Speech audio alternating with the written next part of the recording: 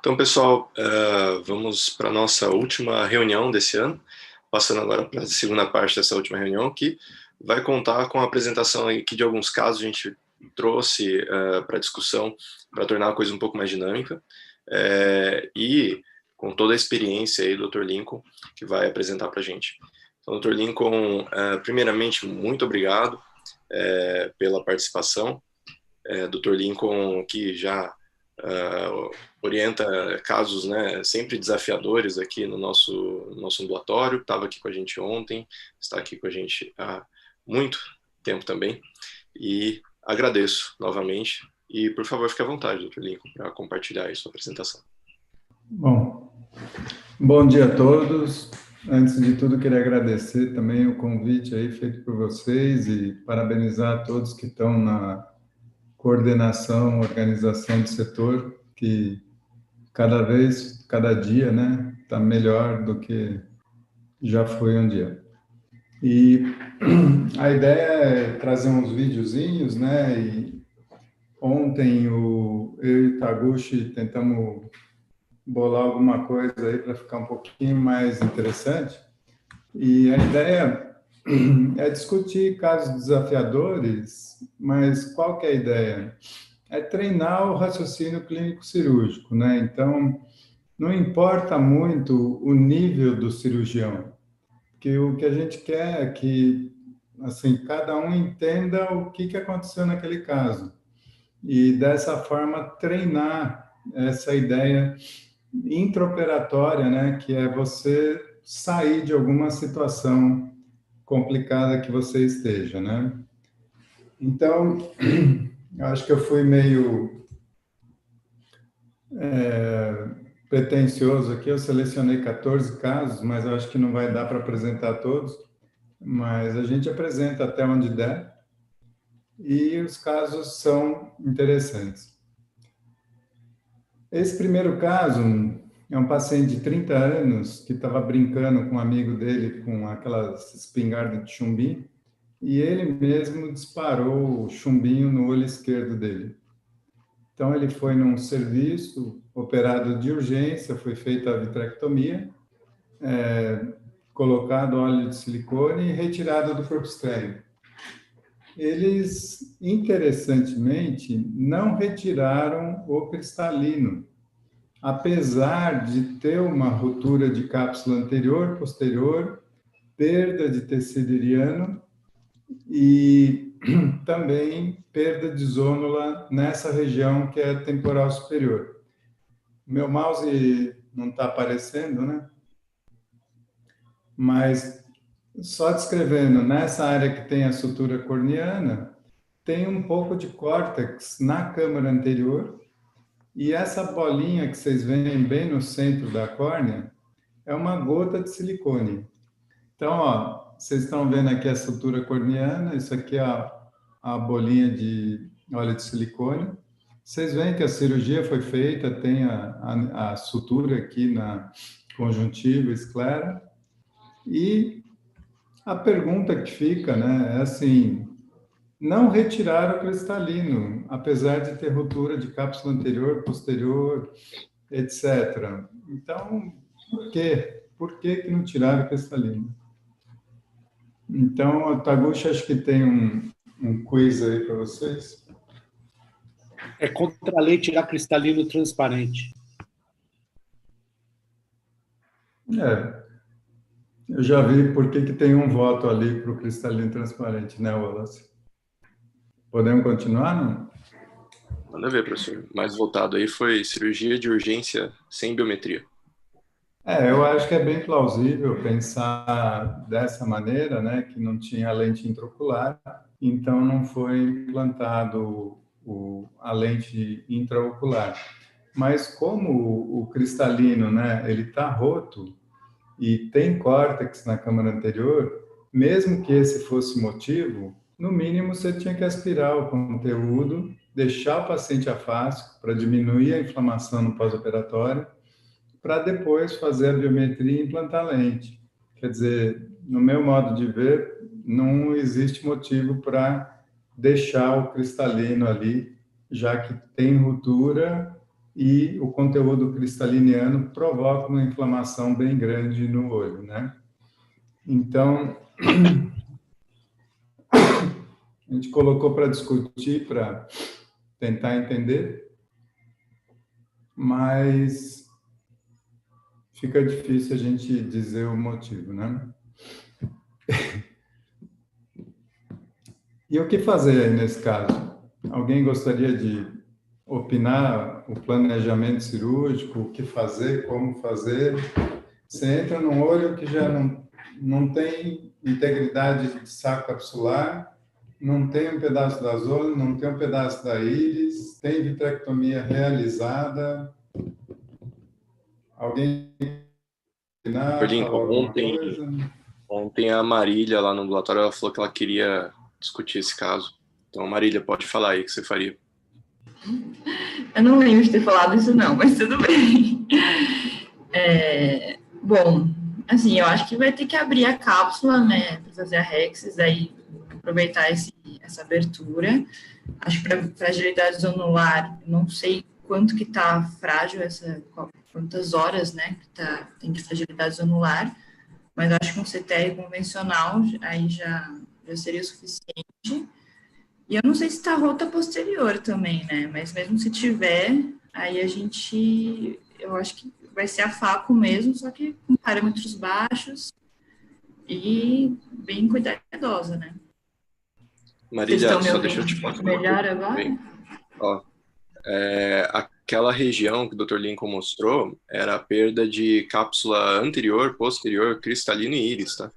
Tem um buraco ali. O chumbinho entrou por aquela posição, né? E tem a sutura corneana pela entrada do projétil. Ah, sim, entendi. Tá. Eu acho que é basicamente isso, colocar um CTR e fazer a faco com parâmetros baixos. Não vejo muita outra saída nesse caso. Mas sem integridade capsular, você colocaria o CTR? É verdade, aí precisaria ou pensar em talvez fixar um Cione, mas também não sei se daria para fazer sem integridade, né? Bom, eu vou mostrar então o que eu pensei. Dá para perceber que pelo menos 85, 90% da cápsula anterior está aí, né? Então, a minha ideia foi fazer uma cápsula Rex evitando a área da rotura. E para quê? Para no final da cirurgia colocar a lente capturada na cápsula anterior, já que eu não ia poder colocar a lente dentro do saco capsular, provavelmente. Então, foi o que eu fiz, né? Desculpa. E eu vou passar aqui só para a gente ganhar um pouquinho de tempo. Ó. Azul Tripan, a Rexis pegando aquela região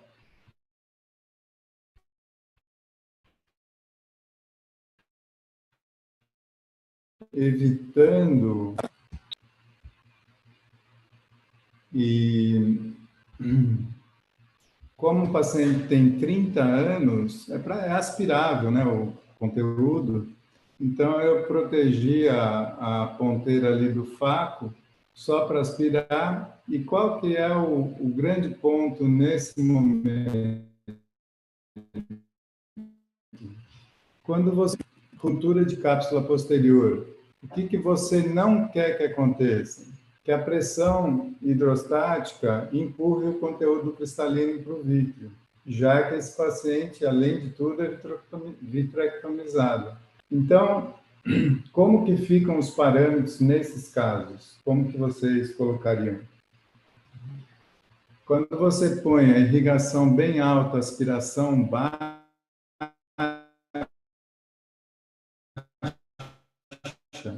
exatamente o que você não quer. Então, você faz o oposto. Você aumenta a aspiração e diminui a irrigação. Para quê? Para você ficar sempre trabalhando no limite do surge.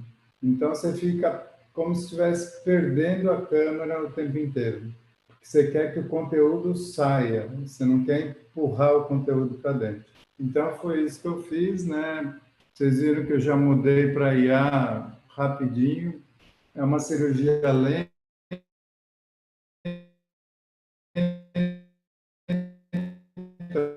você não... Tudo está acontecendo, né? E consegui aspirar todo o conteúdo, deixei aquela área ali para o final, mesmo naquela área eu consegui aspirar, e a ideia foi pôr a lente no sulco e capturar a parte ótica. Então eu consegui fazer isso, e o resultado da cirurgia é bem interessante, né? Porque fica ali, ó, dá para ver bem que tem perda de tecido iliano, a lente está no sulco, está capturada, é como se ela tivesse no saco capsular, em termos de biometria ou resultado, né? E, principalmente, é a lente mais estável e centrada que existe, é a lente capturada, né? E aqui tem duas imagens que são bem interessantes, que é aonde bateu o chumbinho, ó. Felizmente poupou o polo posterior e, incrível, acreditem se quiser, esse paciente acabou com 20/30 de visão, principalmente pela irregularidade corneana. Provavelmente, quando tirar os pontos e tiver uma córnea um pouco melhor, eu acredito que a visão ainda vai melhorar. Então, esse é o primeiro casinho aí para a gente ir aquecendo, né? Lincoln, tem uma dúvida no chat. Tem dois casos que são parecidos agora. Oi? Tem uma dúvida no chat perguntando com óleo de silicone, que talvez seja retirado futuramente, se calcula se a LIO, pensando na situação sem o óleo ou com o óleo. Uhum. Então, quando você tem o óleo de silicone, o que acaba acontecendo é que o comprimento axial ele fica superestimado, né? Então, existe no próprio aparelho já a opção de você colocar com óleo de silicone, ele faz o cálculo da biometria, ou você mede o comprimento axial e multiplica por 0,7 e refaz o cálculo com esse novo comprimento axial. Mas essa é uma discussão bem grande, porque tem pacientes que você vai operar e manter o óleo de silicone, tem pacientes que você vai retirar o óleo de silicone na hora da cirurgia da catarata, tem pacientes que você vai fazer a catarata e vai deixar o óleo de silicone e durante a cirurgia tem algum problema, e você tem que trocar o óleo. Então, você tem que ir preparado para todas as situações. Lente com óleo, sem óleo, pensar no outro olho do paciente, etc, etc. Essa pergunta é interessante porque nós descobrimos que o único óleo de silicone que esse paciente tinha é aquela gota na câmara anterior. Ele não tinha óleo de silicone na câmara posterior. Então, isso aí deixou a gente um pouquinho intrigado também. Né? Bom, em relação a esses dois casos, é muito mais em relação à técnica, né? O que aconteceu aqui, olha? Se vocês observarem, eu achei que eu fiz a cápsula Rex. Então, eu tirei, na realidade, uma capinha de uma fibrose que tinha nesse paciente que tem o diagnóstico de toxoplasmose ocular há muito tempo. E, a partir daí... desculpa. Boa, Taguchi. Então, eu tentei fazer a cápsula Rexis em seguida e eu não consigo de jeito nenhum. Eu não consigo penetrar o saco capsular. Ó. Então, na realidade, eu tirei essa capinha e tem uma fibrose intensa ali atrás. Então, o que fazer? Alguém tem alguma ideia aí? Como conseguir entrar nesse saco capsular? Ontem também o Gabriel falou que ele sabe como romper essa fibrose. Gabriel.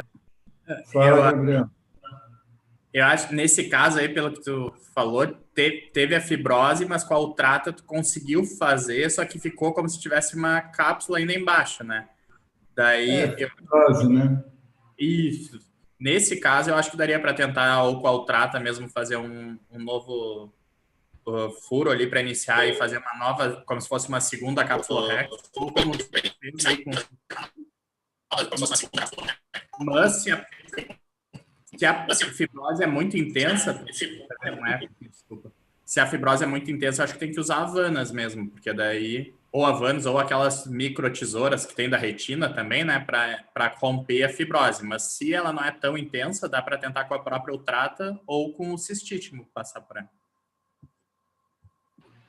Aqui eu estou tentando com a Havanas, algum plano para entrar, mas já para a gente poder apresentar o outro caso que também é interessante, o que eu acabei fazendo foi entrar com a lâmina 15, né? E com a lâmina 15 perfurar essa área da fibrose e a partir daí conseguir fazer uma abertura dessa fibrose que era impressionante. Eu não tinha visto uma fibrose tão grande e a impressão que me deu assim é como se fosse espessa, como se fosse um couro, né? E acabei rompendo, entrando com a Ultrata, desculpa, com a Havanas, e aí eu consegui fazer a abertura, né? Fica uma Rex meio quadrada, assim, ampliei a incisão acessória, ampliei essa área para poder trabalhar, né? E, apesar de um núcleo relativamente duro, deu para fazer a faco, tudo, e colocar a lente dentro do saco capsular sem problemas, tá? Então, aqui, estou colocando a lente ó, dentro do saco e tudo bem. Então, aqui é o final da cirurgia, ó. Nesses casos, não é melhor uma 3 peças? Seria sim, porque não dá para ter segurança que a gente vai ter o saco capsular para implante. Então, tem que ter como reserva, pelo menos, né? E se precisar usar, né? Provavelmente eu deveria ter uma 3 peças aí, mas acho que a primeira opção era essa peça única mesmo, né? Agora, um caso bastante semelhante, esse paciente tem 15 anos, toxoplasmose também, uma placa macular, sem atividade há 6 meses, e a indicação cirúrgica foi por 2 motivos, né, diferentes. Por estética, que esse menino estava muito incomodado com essa pupila branca, e segundo, que ele ia para um estágio de 6 meses fora do país, e a gente tinha receio, principalmente de glaucoma nesse paciente. Então, acabou sendo indicada a cirurgia, né? E o que acontece é que eu tinha aquela experiência, né? Que eu mostrei para vocês. Em caso de fibrose, a gente entrar com a lâmina 15, né? Então, eu vou passar rapidinho, ó, azultripan, rompi as sinéquias, e o que acaba acontecendo em seguida é muito interessante, porque esse cristalino, ele é um cristalino arredondado, né? Parece que vai explodir, né? Mas, na realidade, tudo isso que vocês estão vendo é fibrose. Fibrose, e nessa área mais branca,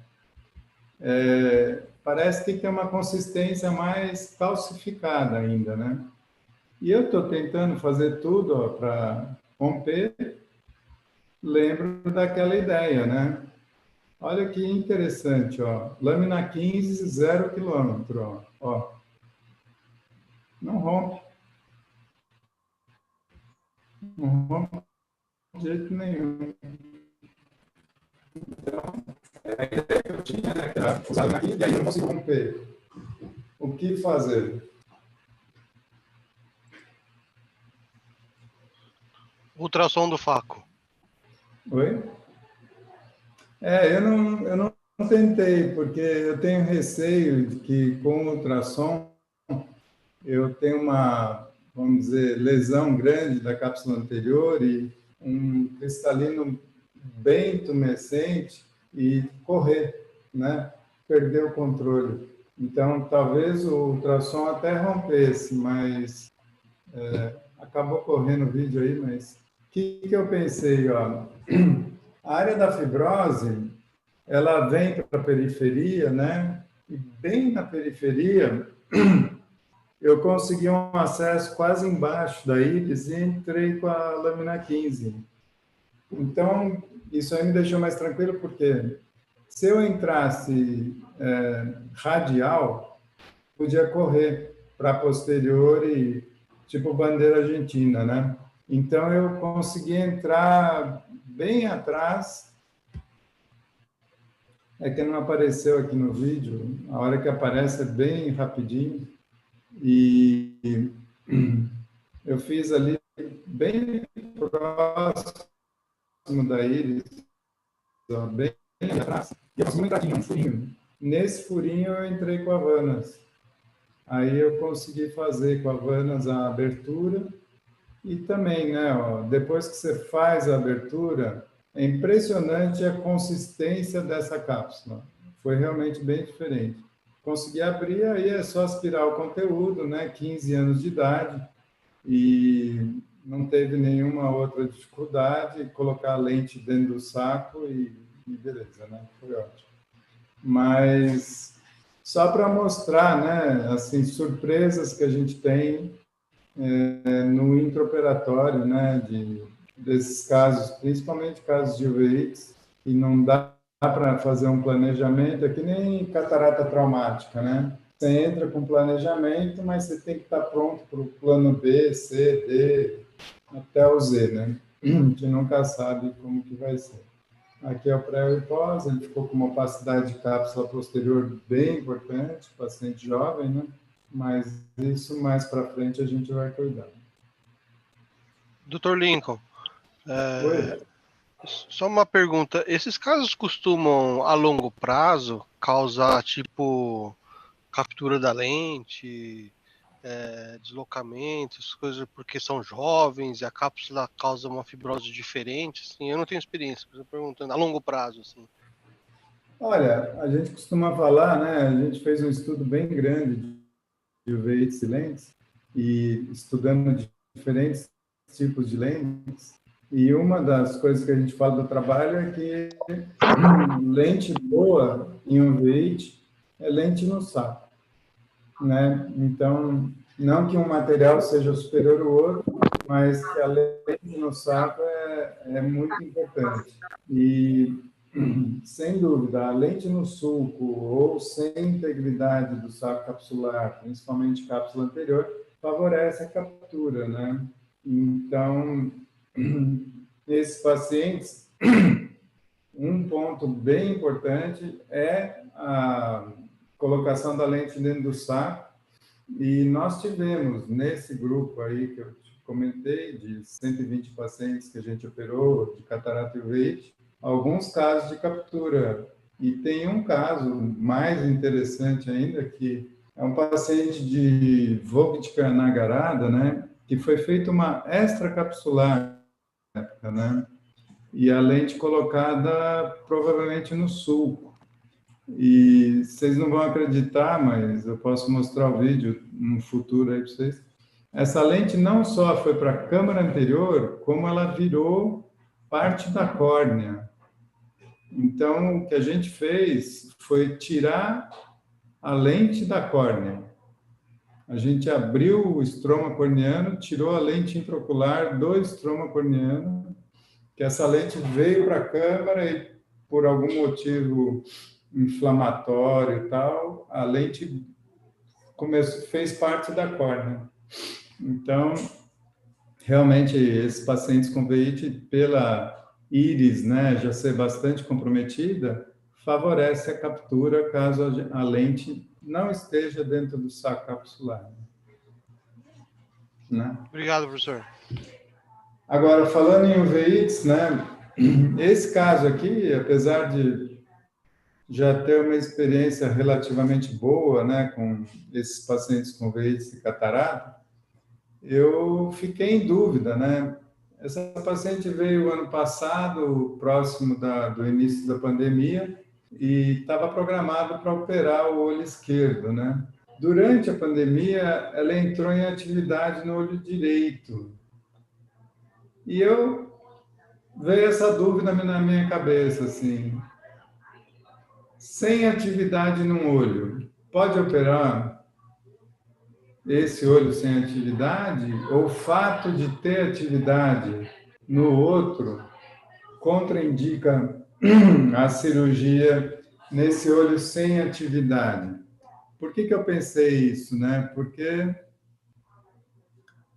o mecanismo inflamatório ele está ativado, né? E ele provavelmente funciona a nível sistêmico, talvez. Então eu fiquei com essa dúvida, né?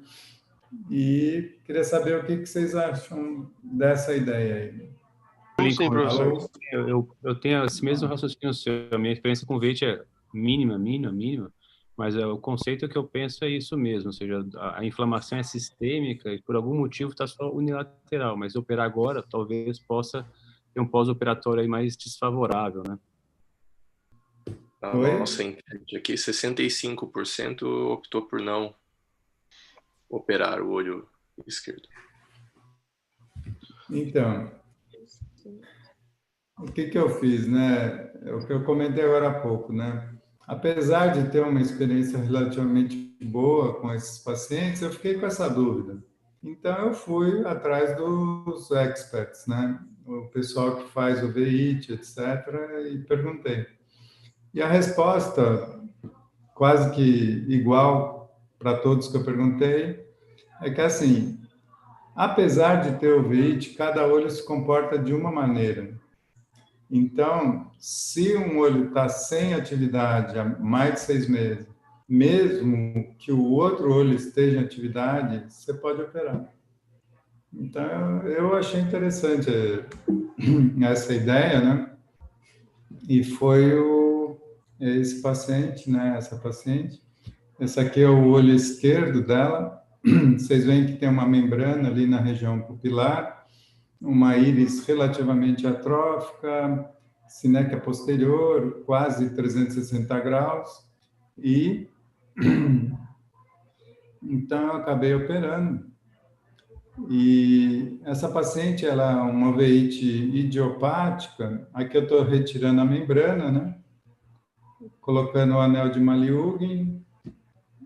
É pena que o vídeo ele fica um pouco cortado aí pela posição da câmera, não sei, né, do próprio microscópio, mas dá para ver a colocação, a cápsula Rexis, retirada do núcleo, né, o Maliugin realmente facilita a cirurgia, colocação da lente intraocular, né, dentro do saco capsular, e muitos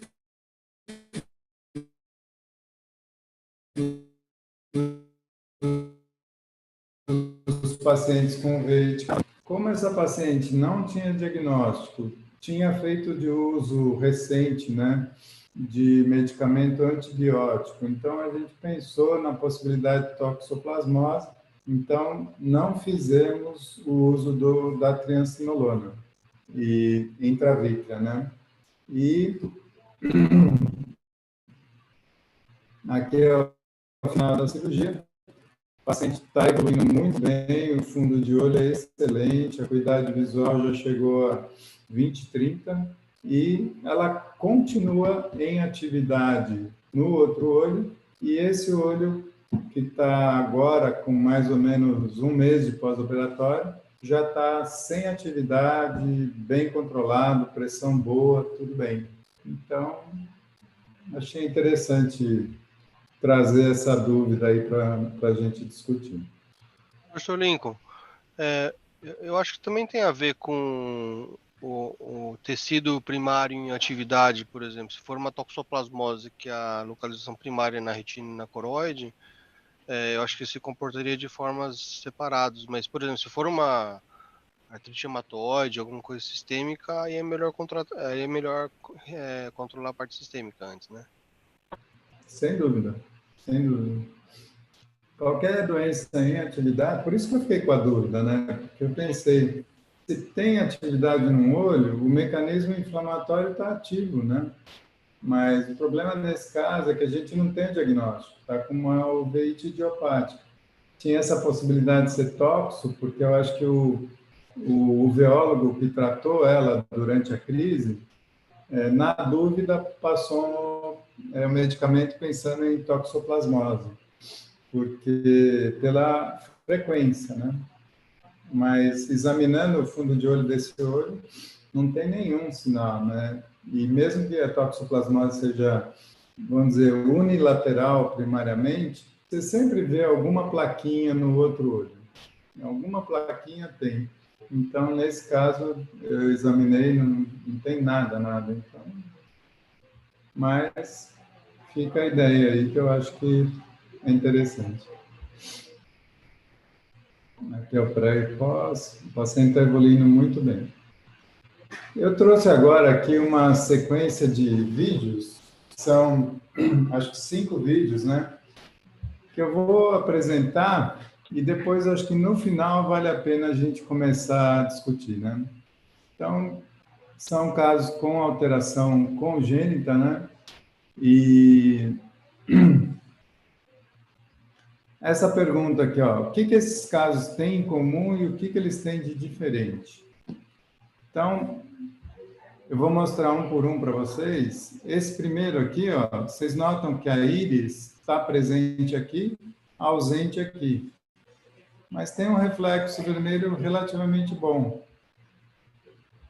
Esse do meio, vocês percebem que não tem íris aqui, ó, nessa região. Eu já vou adiantar para vocês. Não tem zônula nessa região. E tem uma alteração de brilho aqui, ó, na retina, né? E esse último aqui da direita, ele não tem íris aqui inferior, mas tem zônula nessa região e, apesar de ser um cristalino branco, aparentemente não tem alteração de reflexo. Então, como que vocês classificariam aí, ó? O Taguchi preparou um pouzinho ali, né? Vocês acham que isso aí é aniridia, nanoftalmo, microftalmo, coloboma? Aí a maioria colocou como coloboma, né? Então, agora eu queria descrever um por um para vocês,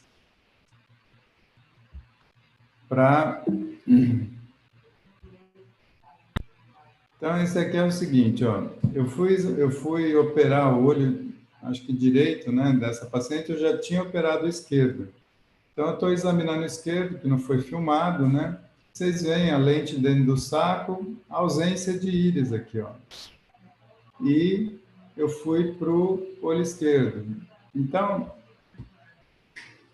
esse diagnóstico aqui eu coloquei como aniridia parcial. Quer dizer, esse paciente nasceu sem um pedaço da íris, mas o resto do cristalino, zônula, fundo de olho, está tudo bem. Então, por que eu estou trazendo esses casos aqui? Para a gente, primeiro, tentar diferenciar esses diagnósticos, e, segundo, um aspecto que chamou bastante atenção para mim, revendo esses vídeos todos, né? Aqui é um paciente relativamente jovem, é praticamente aspiração do conteúdo, ó, eu protejo a ponteira, porque é só aspiração mesmo, e irriga e aspira, tira o córtex textal dentro do saco capsular, né? E eu perguntar para vocês aí, pensarem durante 5 segundos, o que chama a atenção para vocês nesse momento? Ó? Tem alguma coisa que vocês notam, assim, que está chamando a atenção de vocês? Então, eu dei só 5 segundos, porque a gente vai seguir, mas Vocês notam que é um paciente com aniridia. Aniridia normalmente tem, fora essa alteração de íris, tem alteração corneana, tem vários, glaucoma, tudo, né? Mas olha o tamanho da lente para o tamanho do olho. Chama atenção, né? Quer dizer,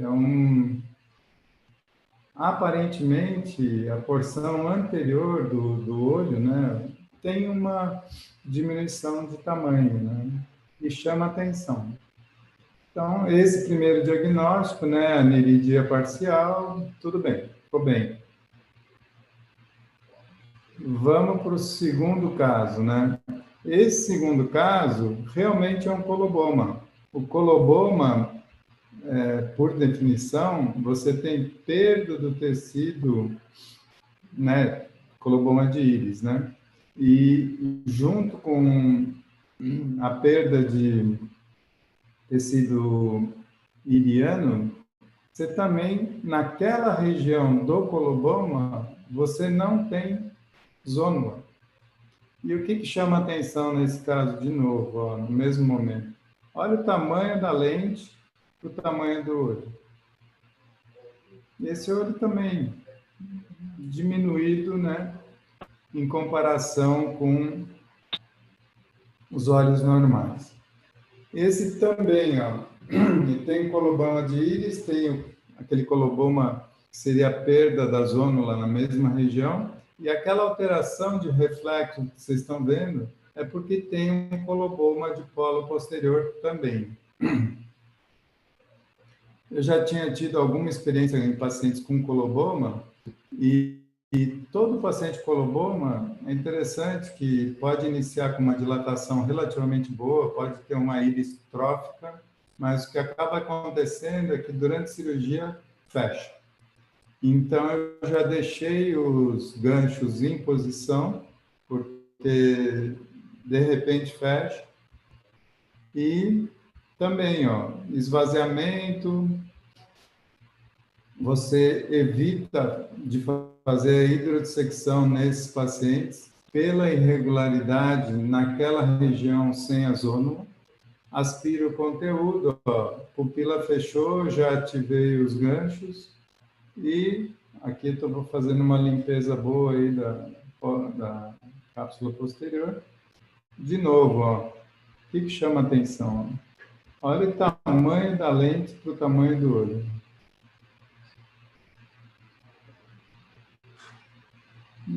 A lente dentro do saco. Evoluiu bem durante algum tempo esse paciente, daí fez uma opacidade importante de cápsula, e na realidade essa opacidade de cápsula era decorrente de uma contração capsular muito importante. Então eu tive que entrar, refazer a cápsula rex, aumentando o tamanho da cápsula rex. Não era tanto opacidade de cápsula posterior, era esse enrugamento da cápsula anterior que levou à queixa visual. E aqui entra um conceito que eu acho que talvez seja novo para a maioria das pessoas, né? Teve uma discussão aí no grupo esse ano, né, sobre córnea plana, né? E eu fiquei interessado, eu fui atrás, por isso que eu fiquei revendo esses vídeos, porque esse paciente aqui tem um diagnóstico que é muito diferente, que chama MAR, né? Em inglês seria RAM, que é microftalmo anterior relativo. Então, o que é essa patologia, né? Uma descrição que foi feita para o pessoal lá da Índia, em que o olho, ele é normal, só que a parte anterior dele é pequena, é um microftalmo anterior, vamos dizer. Então, você tem essa córnea de tamanho menor, o câmara anterior pequena, rasa. Atrás, você já tem um cristalino normal, um cristalino de tamanho normal. E então, vocês vão ver, olha o tamanho das lanças comparado com o tamanho do olho. Tá vendo? Parece um olho pequenininho, né? Um microoftalmo. Mas não é um microoftalmo. É um olho normal com a porção anterior diminuída. Então, quando você faz a Rexis, você acha que a Rexis não está tão ruim. Mas essa Rexis é muito pequena, porque é um cristalino normal atrás. Então, deu para fazer a cirurgia. Também aqui a pupila fechou. No início eu não tinha o gancho, aí eu tive que fazer um cortezinho na íris para conseguir continuar a cirurgia. Um núcleo muito duro para um paciente jovem, e acabei conseguindo tirar todo o cristalino, bem duro, e colocar a lente intraocular, né? O que chama atenção também nesse caso? Primeiro, a alteração do reflexo vermelho, né? Bem importante a alteração do reflexo vermelho. E colocação da lente, olha o tamanho da lente para o tamanho do olho. Também me chamou bastante atenção. Então, ela tem uma alteração de íris aqui que lembra o coloboma, mas não dá para chamar de coloboma. Por quê? Porque ela tem zônula naquela região. Então, eu achei que esse caso encaixa muito melhor o diagnóstico de que seria essa MAR syndrome, né? Então, aqui é o pré e pós, do mesmo jeito que aconteceu naquele paciente com coloboma, em menos de 4 meses, eu já tinha uma situação desse tipo, então eu tive que entrar, refazer a cápsula Rex para melhorar a qualidade visual, que era bem pobre pelas alterações do segmento posterior. Essa aqui é a descrição que eu comentei com vocês, só chamando a atenção, a prevalência dessa doença é de 6%. Dá para vocês verem aqui? Então, microoftalmo anterior relativo, tem essa descrição aí, um pessoal lá da Índia que escreveu. O Dr. Vasavada é um dos autores, né? Então, por que eu trouxe esses casos, né? São todos casos de alteração congênita, que você não tem um pedaço da íris. Vocês percebem que em todos eles a pupila fecha durante a cirurgia, exceção a niridia, né? E são olhos relativamente pequenos, comparados com a população normal. Então, o cuidado com a íris durante a cirurgia, cuidado com os parâmetros, você trabalha muito próximo da córnea. Então, quando você tiver um caso desse, vale a pena ter esses cuidados, né?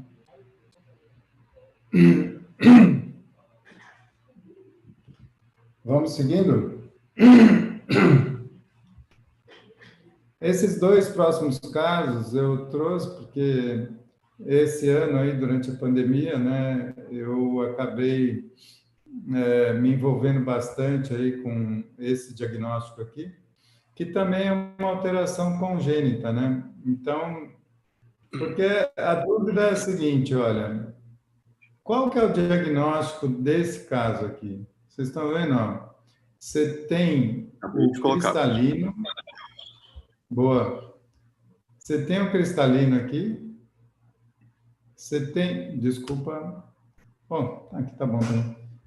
Você tem a zônula presente aqui em toda essa região. Você pode chamar isso de subluxação, coloboma. Vocês acham que é um Marfan? O que vocês acham que é isso? Ou só uma ectopia? Então, a gente acabou conseguindo, né, levantar 9 casos desses pacientes aqui. E o que acaba acontecendo, né? O cristalino, quando ele está na fase de desenvolvimento dele, para ele ter o crescimento excêntrico e se posicionar, ele precisa ter a zônula tracionando. Se a zônula não traciona, ele não cresce. E o que acaba acontecendo nesse caso? Ele tem zônula 360, mas tem uma zônula que não está saudável nessa região. Então, ele cresce em toda aquela região atrás, mas não cresce nessa região. Então, a gente acabou sugerindo o nome, né, de disgenesia zonular parcial. Então, você tem uma alteração parcial da tração da zônula nessa região, que leva à não formação do cristalino nessa região. Entendeu? Então, nós conseguimos submeter esses 9 casos aí para publicação e provavelmente a gente vai acabar conseguindo publicar. E eu vou passar rapidinho, mas basicamente é um paciente jovem, está com alteração de visão. Essa aqui é uma paciente de 58 anos, com o mesmo diagnóstico, já com uma catarata importante. E só mostrar para vocês aqui. Tem zônula nessa região inferior, apesar de ela ter 59 anos, 58. E o que fazer num paciente desse? Como conduzir? Como tratar? Como que vocês fariam a cirurgia desse paciente? Professor, esse aí a Fernanda falou também que ela tinha certeza de como que ela ia fazer esse caso aí. Fala, Fernanda. Conta pra gente. Puta, Augusto. Isso é difícil. Eu acho que vai precisar de um anel endocapsular também, nesse caso, e um que pudesse fixar, então, se pudesse ser um Cione, e eu acredito que a aspiração da catarata seja mais tranquila, que me parece ser uma catarata que não é muito densa, né? Parece ser só aspiração mesmo. Professor, eu emendo aqui uma pergunta que o senhor sempre comenta, mas que eu acho que é legal o pessoal saber. Acho que muita gente teria dúvida quanto ao implante do anel, né? Até quanto que a gente pode estimar? O senhor mudaria alguma coisa no tamanho do anel capsular implantado, né? Até quanto que o senhor conseguiria dizer se um anel seria possível ou não ser implantado num bag como esse? Essa pergunta é interessante porque eu tive muita sorte, né? Quando eu vi o primeiro paciente, que é esse paciente da esquerda em cima, por acaso eu li um artigo alemão que, por sorte, tinha um austríaco no departamento na época que traduziu o artigo, porque não tinha as facilidades de hoje, né? E nesse artigo ele comenta que o saco capsular ele pode ser distendido até 40% do tamanho dele. Então, meu raciocínio foi o seguinte, aqui, ó, provavelmente a gente tem 70% do cristalino presente, ou do saco capsular presente. Então, 70 vezes 40, 28, se eu estender até 100, né, que seria o tamanho do saco capsular, eu estaria, vamos dizer, safe. E uma vantagem que a gente tem é que o anel capsular, ele não é de arame, ele é de PMMA flexível. Então, ao mesmo tempo que ele estende, ele tem alguma flexibilidade. Então, não é que eu ia estender a 100%, eu ia colocar e o próprio saco capsular ia oferecer alguma resistência e o anel ia flexibilizar isso.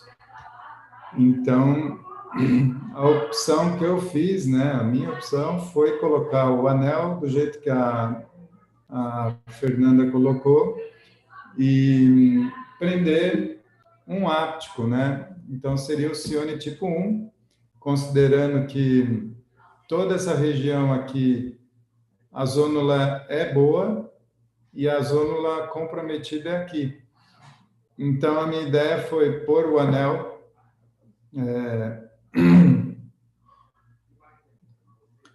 intrasacular, expandir o saco e fixar aquela região. A cápsula Rex aí é importante porque você quer colocar o bracinho do anel para fora da cápsula Rex, bem naquela região, né? Então aí está assimétrica, né? A cápsula Rex, cristalino aspirável, né? Paciente de 28 anos e aspira todo o conteúdo, ó, sem vitro, a zônula ainda está presente ali. E colocação do anel já com ponto de fixação. Na época eu usava Prolene 10 zeros, hoje a minha preferência é o Goretex. E olha que interessante, né? Ele vai expandindo, ó, mesmo nessa área que é, vamos dizer, não estava tão regular, né? O anel acaba regularizando essa borda. Aqui eu estou posicionando o braço, né, para fixação e acabo fixando. Na época ainda não fazia Hoffman, mas aqui eu fiz um flap. Então eu fixo, tenho o saco capsular agora em posição, coloco a lente dentro do saco capsular e depois eu amplio essa cápsula Rex, né, porque ela está bem assimétrica, né? Então eu faço uma ampliação da Rex para... Professor, e nesse caso a catarata era mais tranquila de aspirar, né? O cristalino era mais aspirável, né? Mas se fosse uma catarata mais densa, o professor mudaria o momento de colocar o anel? Fernanda, o áudio é incrível, veio todo cortado também. Mas eu acredito que você comentou que essa era aspirável, né? Essa outra... Eu perguntei se fosse mais densa, professor, se o senhor mudaria o momento de colocar o anel. Então, ó, essa é mais densa, né? E vocês veem que a borda inferior do cristalino, ele tem alguma irregularidade e é retificado, né? Então, o que você tem que evitar de fazer nesse caso?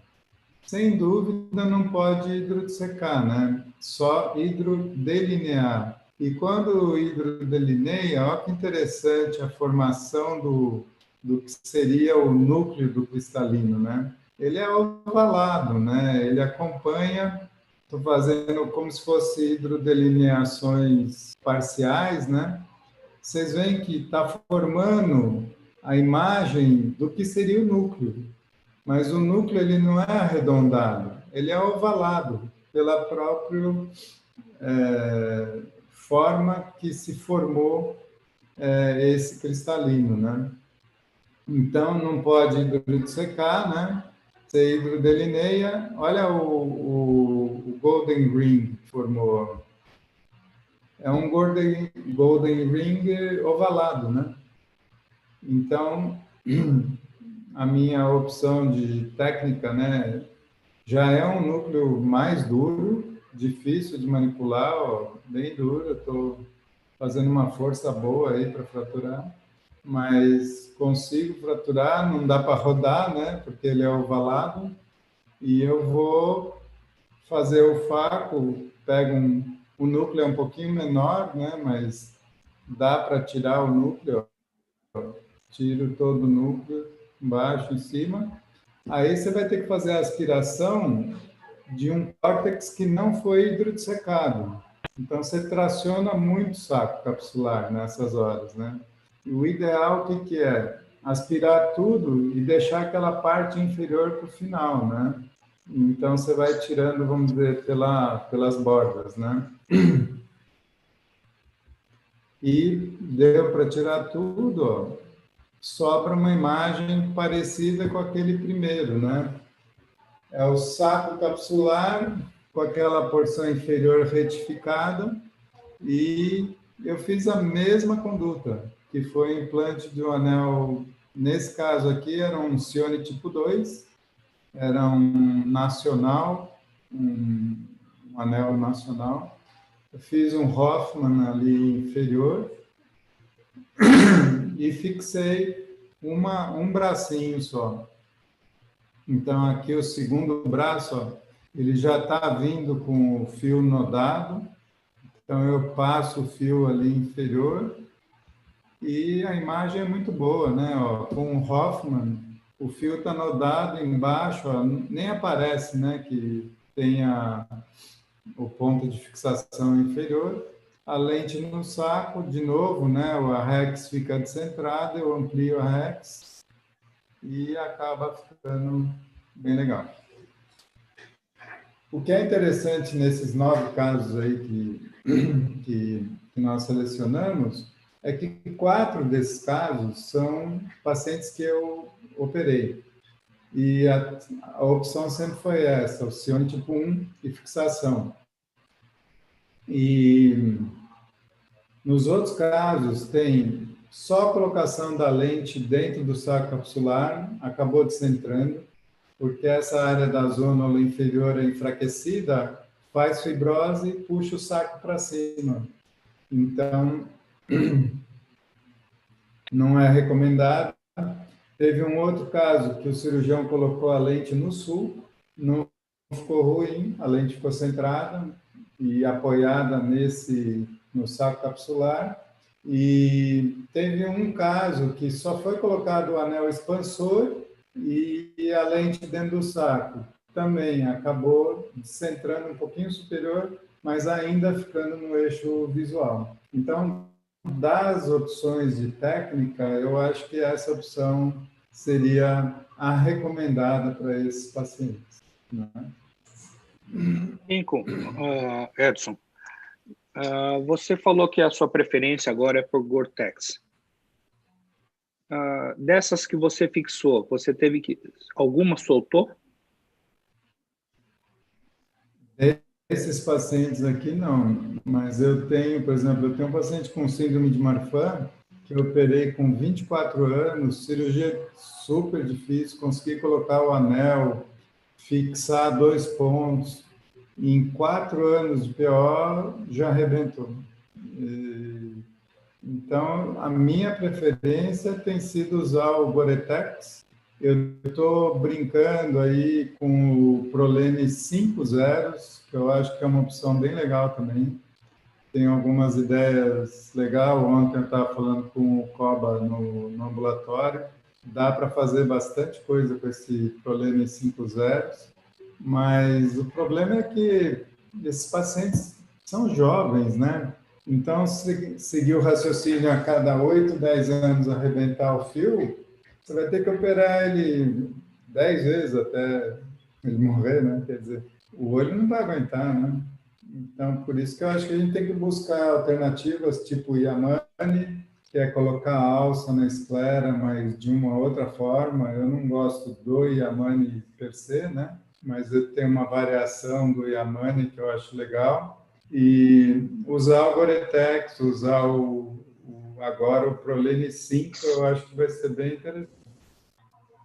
Para, assim, resolver de forma definitiva, né? Não, vamos dizer, temporária, né?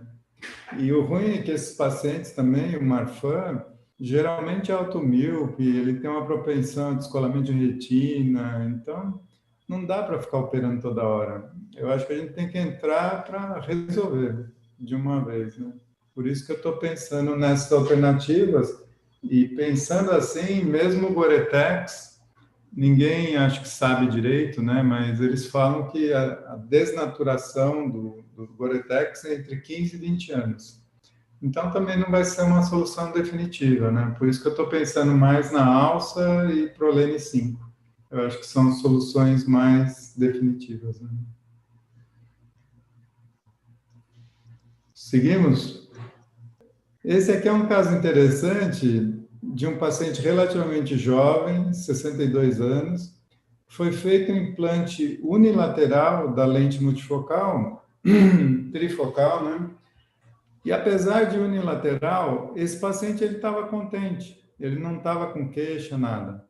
Depois de 4 meses, a vida dele ficou impossível, porque devagarinho foi descentrando, né? A lente multifocal dá uma tolerância aí de 1 milímetro de descentração, mas depois disso, realmente, o paciente fica muito sintomático. Então, essa é a lente que foi implantada, né? O que fazer? Alguém quer comentar aí o que aconteceu provavelmente nesse caso ou mesmo alguém teria feito alguma coisa diferente? Esse paciente ele foi operado em outro serviço, o médico dele falava que estava tudo bom, que ele ia ficar bem, que não era para se preocupar, mas ele está com muita queixa, então ele procurou uma alternativa, né? Lincoln, esse é o quieto hoje. Esse é o segmento normal das multifocais. Neuroadaptação. Se a neuroadaptação não funcionar, você faz o IAG. Se o IAG não funcionar, você vai ver se tem algum problema com a cirurgia. Entendeu? Nesse caso aí, vocês acham que a cirurgia foi mal feita, algum erro de técnica, alguma coisa? O que vocês acham? Eu acho que isso foi, na verdade, talvez pela natureza da lente hidrofílica, o paciente tenha tido uma resposta fibrótica muito intensa. Então, acho que isso levou à descentração dessa lente, aí, sem dúvida nenhuma. Você acha que o tamanho da Rex está bom? Ou a centração da Rex está boa? Me parece que sim. É. Talvez um pouco deslocada, talvez, mas... Ô, Lincoln, o paciente era automíope? Não. A lente era 19. A lente implantada, né? A cirurgia aparentemente parece estar bem, né? Eu acho que a cirurgia foi muito bem feita. Agora, por que vamos dizer, teve essa captura na cápsula, né?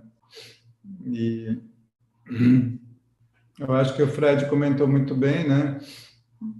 Teve uma ação fibrótica aí um pouco grande, né? Porque em 4 meses ele já teve esse deslocamento.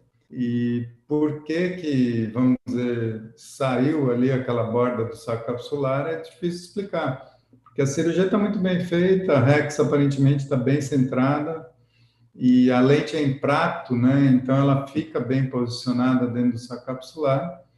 Fica um pouquinho difícil de entender. Mas, de qualquer forma, né, com o paciente insatisfeito e tal, o que vocês fariam? O Paul, todo mundo colocou aqui, a maioria colocou trocar por monofocal, né? E foi o que nós optamos também, mas por quê? Porque o paciente estava contente até o 4º mês, né? Então, a gente podia optar por manter uma multifocal. Aí seria uma 3 peças, provavelmente, porque a gente não conseguiria abrir o saco para colocar a mesma lente, né? E aí foi discutida os pontos, ele teve bastante sintoma no início, de halos, de disfotopsia. Então, ele optou por uma lente monofocal para longe e óculos para perto. Foi a opção dele, né? Buscando qualidade de visão. Então, foi o que a gente fez. Infelizmente, esse paciente ele agitou bastante durante a cirurgia, e aí não dá para mostrar muito bem a técnica, mas aqui, ó, o explante da lente, ela é hidrofílica, ela é facinho de manipular, deu para tirar fácil aí, ó, do saco capsular, e o segredo nesses casos é você tirar 1/4 da lente. Se você fizer 2 cortes, que seria um no meio da lente de um lado, no meio da lente do outro, depois você roda e tira. Então, aqui só para mostrar para vocês rapidinho, ele começa a agitar aí, mas a pupila fechou, dificultou tudo, mas eu consegui fazer a técnica, mas não dá para ver muito bem. E acabamos optando, colocando a lente de 3 peças e naquela Rexis eu dei um piquezinho naquela fibrose e consegui capturar a lente dentro do saco capsular. Então, a lente fica como se estivesse dentro do saco, mas não está no saco, né? Ficou a no sulco. E aqui eu trouxe, então, acabou bem, o paciente ficou contente com esse resultado e no nosso ambulatório aí de quinta tarde apareceu um caso bem interessante de uma opacidade de lente intraocular, que é essa lente aqui. A gente identificou com uma lente Tetraflex, que é de um laboratório que chama Lenstec, que estava opaca. Estava opaca e quem operou foi o Gabriel. E aqui, olha, dá para ver muito bem como que deve ser a técnica.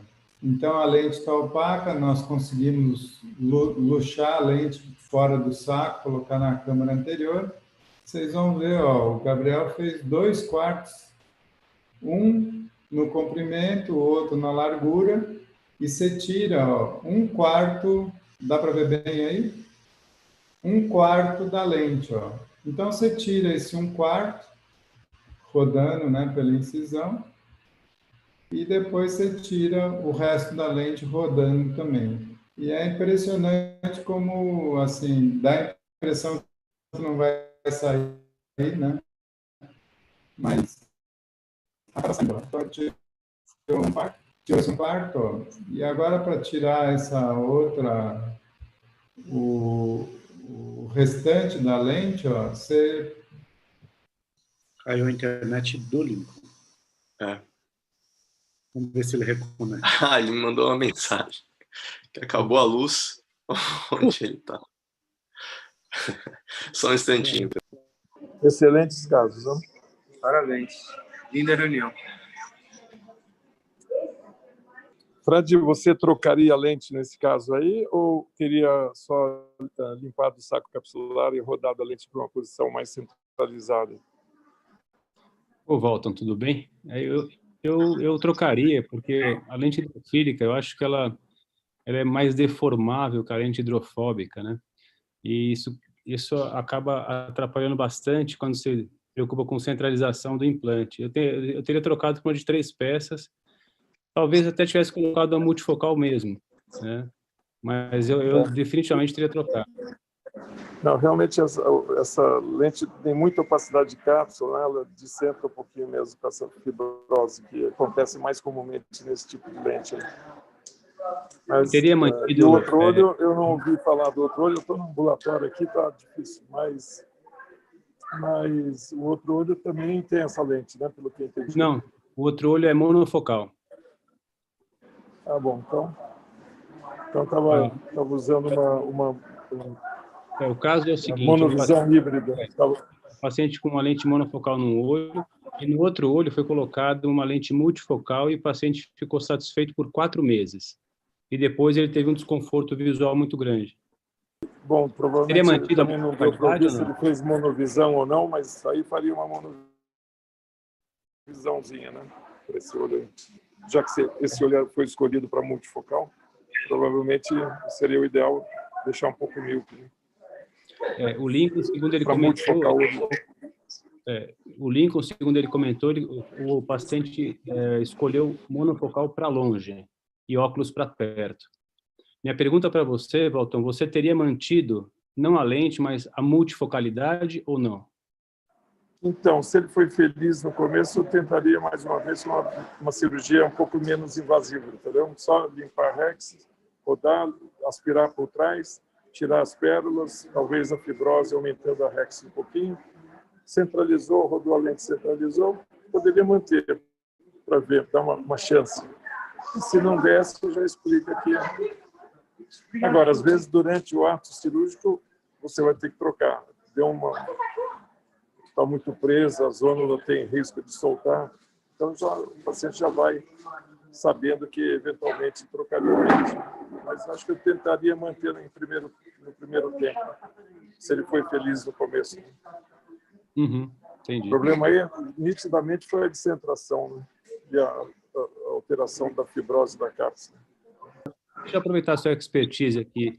Quando você vai fazer uma troca de lente, você opta por explantar a lente primeiro ou você usa uma segunda lente no bag e depois explanta a lente para proteger a cápsula posterior?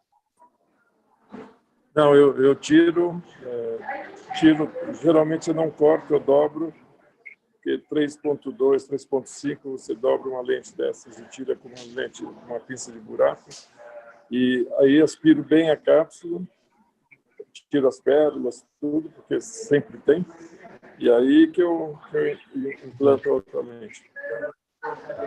Mas eu já vi de tudo, o pessoal fazia catarata, deixar lente fáscica de câmara anterior como proteção endotelial, mas sabe, se você perde câmara, uma lente na frente é um problema. Sim. Eu prefiro fazer o mais natural. Perfeito. Mas trocar a lente é sempre triste, né? Mas funciona super bem, principalmente por erro biométrico. Se tiver uma alteração de biometria, você sabendo o grau da lente, o acerto é enorme depois. Né? Por isso que eu dou um cartãozinho para todo paciente. Ainda bem que não foi capsulotomizado, né, Walter? Ainda bem. Aliás, isso aí o pessoal precisa ver direitinho antes de fazer. Trata de tudo, deixa a cápsula para a última oportunidade, se o paciente ficou feliz durante 3 anos. Né? Como é que é? Não é o praxe, né, Walton? Normalmente, a primeira coisa que os caras fazem é fazer virar. Não. Lógico. Ligaram o gerador aqui, demorou para voltar, né? Mas aqui, só para finalizar, né? Então, o Gabriel que fez a tirada dessa segunda parte, ó, vocês veem que é relativamente tranquilo, ó, é só puxar para fora, girar e ela sai inteirinha. Então, só para exemplificar como é que é a técnica, né? Nesse caso, foi implantada uma lente intraocular no sulco. Vocês que mandam aí em relação a tempo, até que nós chegamos bem longe, né? Faltam 2 vídeos, não sei se querem que eu siga. Bora. Oi? Manda ver, Lincoln. Olha, dando Bom, opinião. aqui, recentemente, a gente teve aí uma reunião junto com o pessoal da Índia, né? Falando de incisões pequenas para cirurgia extracapsular. E eu achei interessante que eu apresentei a técnica, né, que chama facosímile, que você faz tudo igual a faco, fratura o cristalino em 4 pedaços, depois cada quadrante eu consigo fraturar em mais 2 pedaços, então fica com 8 pedaços, e eu vou retirando todos os pedaços. E o que eles comentaram foi que a técnica é muito difícil de aprender. Você consegue fazer uma extracapsular por uma incisão de 3 e pouquinho.